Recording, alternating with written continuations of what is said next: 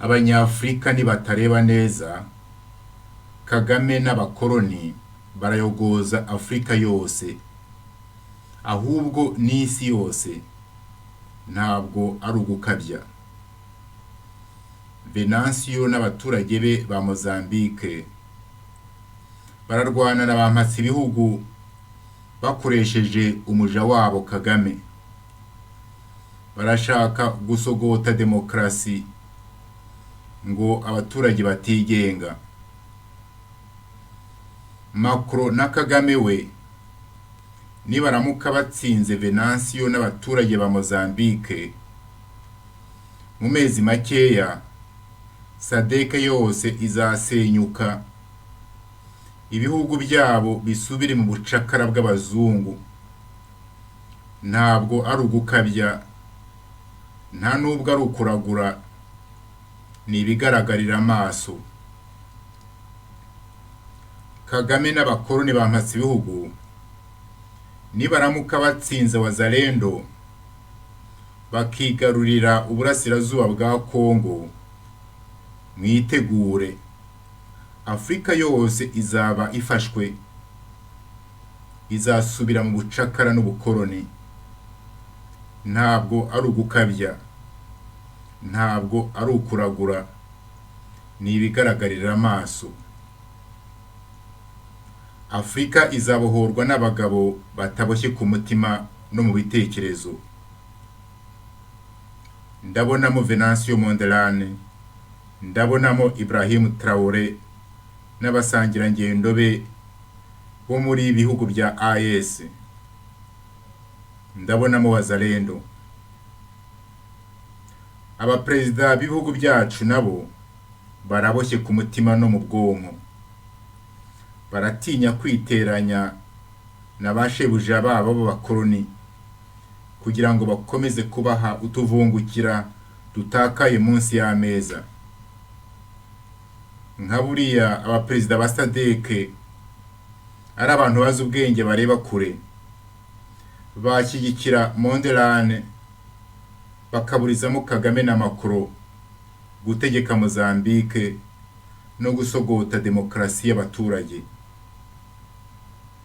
Abategetsi ba Afrika ari abantu bazi ubwenge kandi bareba kure, bashyigikira Wazalendo, bityo bakaburizamo Kagame na bagashaka buhake bashaka gushwanyagura no gutera imirwi igihugu cya Kongo.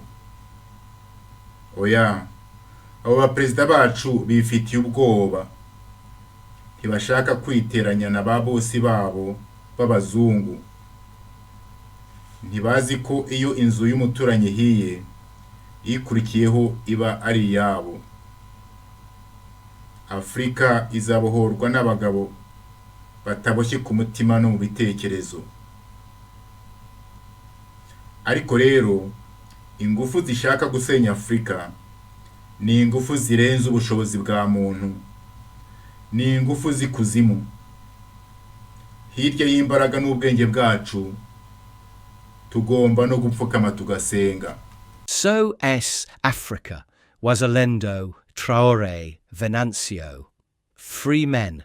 If we are not careful, Kagame and his Western imperialists will sow desolation throughout Africa and even throughout the world. I am not exaggerating. Venancio Mondlane and his Mozambican inhabitants are fighting against the imperialists who are using Kagame's military.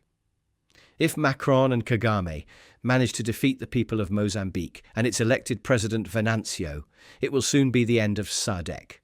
Their countries will return to the yoke of real colonialism and disguised slavery. I am not exaggerating. I am not prophesying anything. It is obvious. If Kagame and his Western imperialists manage to defeat the Wazalendo to occupy eastern Congo, then we must expect that soon all of Africa, will be enslaved again and recolonized. I am not exaggerating. I am not prophesying anything. It is obvious.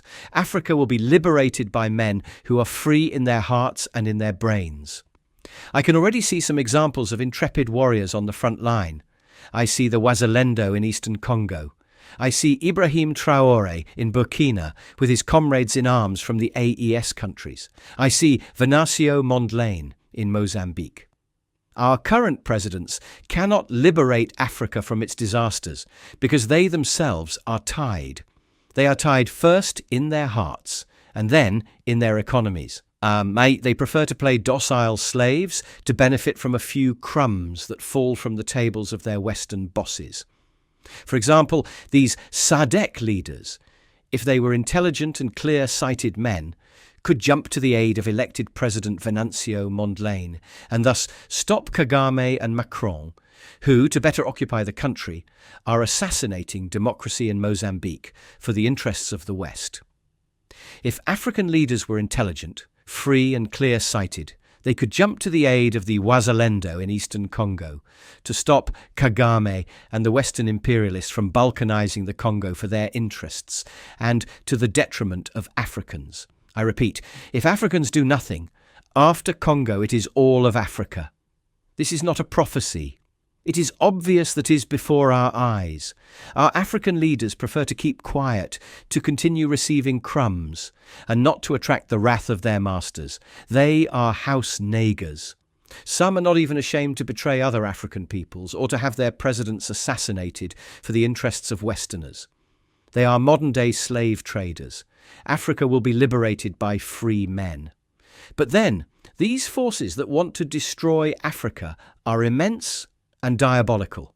Simple human forces cannot overcome these destructive forces. This is why, in addition to our human strength and tactics, we must above all kneel down and pray with confidence to the Master of the universe.